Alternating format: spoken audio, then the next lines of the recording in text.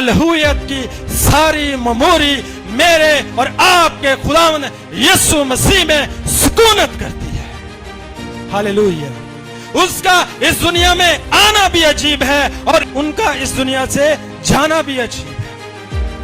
आज तक कोई औरत की नस्ल से पैदा नहीं हुआ, ना हुआ है, ना ताक़यामत होगा।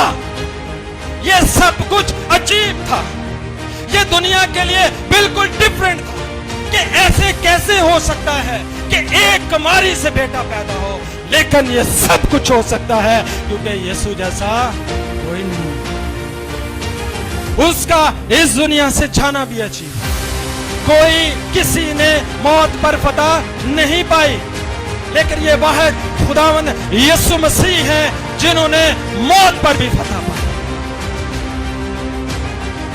क्योंकि यीशु जैसा कोई नहीं। हालेलुया। इसी तरह हम देखते हैं लूका 7:14 में एक बेवा का बेटा है, वो भी मर गया है। वाला लिखना चाहते हैं लूका 7:14 है। और वो बेवा रो रही है और यीशु को उस पर क्या है, तरस आया है। और खुदावंद यीशु ने उस जवान से कहा, ऐ जवान मैं तुझे कहता हूं उठ। ये उसके इख्तियार को जाहिर करता है कि खुदावंद यीशु मसीह के पास क्या है, इख्तियार है, जिंदगी का भी मौत का भी। और जैसा खुदावंद यीशु मसीह ने फरमाया, आसमान और जमीन का कुल इख्तियार मुझे दिया गया। एक मफलूज को चारपाई पर लोग लेकर आए, दरवाजे पर रश लगा हुआ था। उन्होंने क्या किया कि छत उखाड़ दी और छत उखाड़ के उसकी चारपाई अंदर ले आए। और यीशु ने उस मफलूज से क्या कहा, ऐ बेटा उठ, तेरे गुनाह माफ हो। वो सारे चौंक उठे मस्बी जो थे कि ये कैसे हो सकता है, गुनाह कैसे माफ हो सकता है। तो खुदावंद ने क्या कहा, ताकि तुम जानो कि इब्ने आदम को जमीन पर गुनाह माफ करने का भी इख्तियार है। हालेलुया। यीशु ने कहा, राह, हक और जिंदगी मैं हूं, रास्ता भी मैं हूं। हक क्या है, इंग्लिश में पढ़ते हैं ट्रूथ।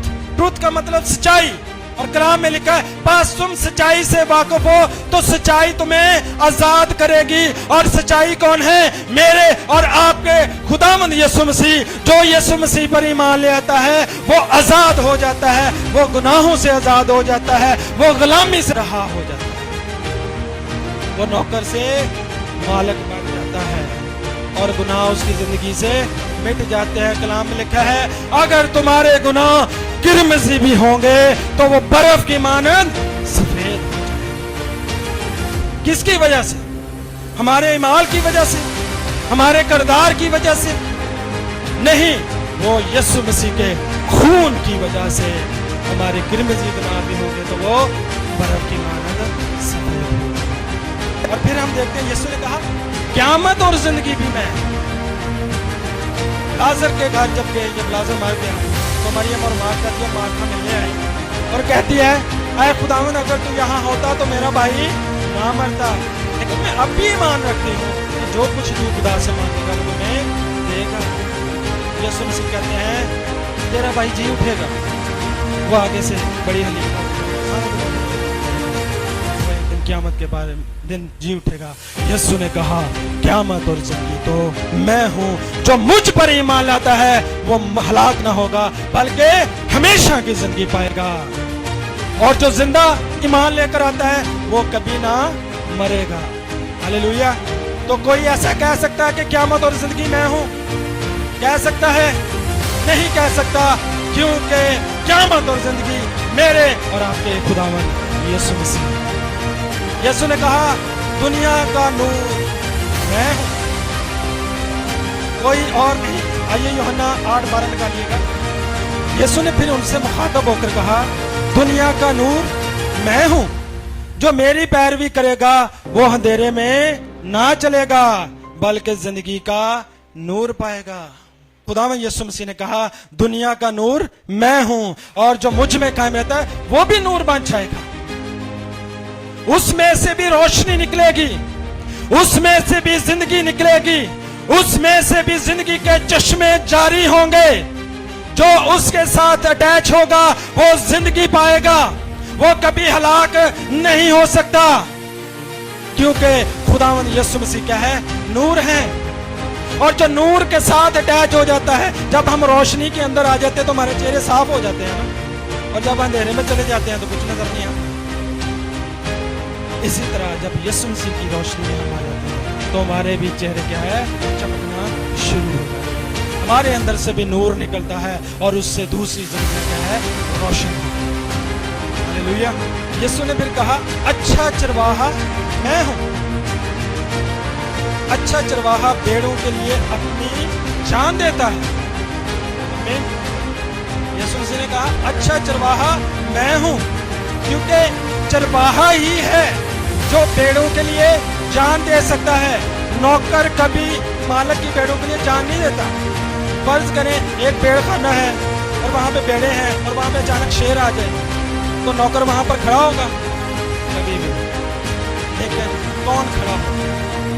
वही जो मालिक है। जिस तरह मुकद्दस दाऊद को देखते हैं, वो कहते हैं एक दफा रीछ आ गया, एक दफा शेर आ गया मेरी भेड़ों को, मैं उनके पीछे गया और मैंने उनको हलाक कर दिया, क्योंकि वो भी चरवाहा था। लेकिन सबसे अफजल चरवाहा कौन है? खुदावंद यीशु मसीह, जिसने अपनी सारी भेड़ों के लिए एक ही दफा वही कलवरी के मकाम पर सलीब पर क्या है? जान दी। हालेलुया। तो यीशु मसीह ने कहा, अच्छा चरवाहा मैं हूं, इसलिए मेरे और आपके यीशु जैसा कोई नहीं। कोई अपनी भेड़ों के लिए जान नहीं देता। इवन हम देखते हैं ग्रासीनियों के इलाका में, वहां पर एक शख्स है जिसमें बदरूहों का लश्कर है। यीशु मसीह कश्ती में बहुत सफर, जो तूफानी सफर होता था, वो करके एक रूह को बचाने के लिए वहां पर गए हैं।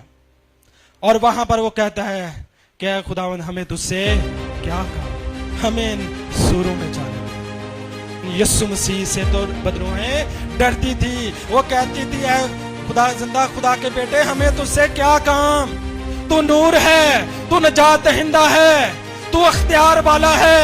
हमारी जुर्रत नहीं कि हम तेरे सामने खड़ी हो सके, हमारी जुर्रत नहीं कि हम तेरे करीब भी आ सके। हमें वक्त से पहले अज़ाब में न डाल।